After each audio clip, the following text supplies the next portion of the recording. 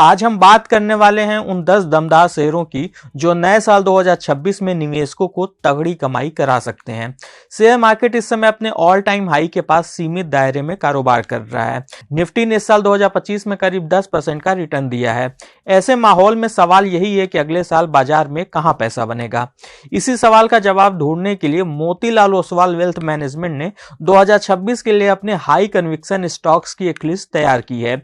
इस लिस्ट में कुछ डिफेंसिव स्टॉक्स भी हैं, कुछ साइक्लिक भी और कुछ नए जमाने की कंपनियां भी शामिल हैं। चलिए एक एक कर समझते हैं कि ये शेयर क्यों खास हैं और मोतीलाल ओसवाल ने 2026 के लिए इन स्टॉक्स पर क्यों दांव लगाया है। नमस्कार, मैं हूं विक्रांत और आप देख रहे हैं money control Hindi.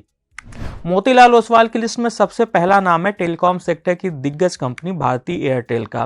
Brokerage firm का कहना है कि मोबाइल, ब्रॉडबैंड और डिजिटल इंफ्रास्ट्रक्चर तीनों में कंपनी लगातार शानदार एग्जीक्यूशन दिखा रही है। प्रीमियमाइजेशन और एआरपीयू में लगातार ग्रोथ से कंपनी की कमाई को जबरदस्त सपोर्ट मिल रहा है। ब्रोकरेज को उम्मीद है कि वित्त वर्ष 2025 से वित्त वर्ष 2028 के बीच कंपनी का रेवेन्यू और इबिट्टा क्रमशः 15% और 18% की CAGR से बढ़ेगा। इसे देखते हुए ब्रोकरेज ने स्टॉक के लिए 2365 रुपए का टारगेट प्राइस तय किया है, जो इसके शेयर में मौजूदा स्तर से लगभग 12% की तेजी का अनुमान है। दूसरा स्टॉक है इस लिस्ट में स्टेट बैंक ऑफ इंडिया, जो भारत का सबसे बड़ा पब्लिक सेक्टर बैंक है। ब्रोकरेज का कहना है कि SBI अपनी डाइवर्सिफाइड फ्रेंचाइजी, मजबूत बैलेंस शीट और बेहतर होती एसेट क्वालिटी के साथ लगातार मजबूत हो रही है।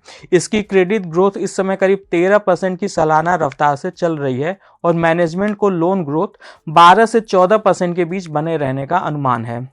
मोतीलाल ओसवाल ने इस स्टॉक के लिए 1100 रुपए का टारगेट प्राइस तय किया है, जो शेयर में करीब 14% का तेजी का अनुमान है।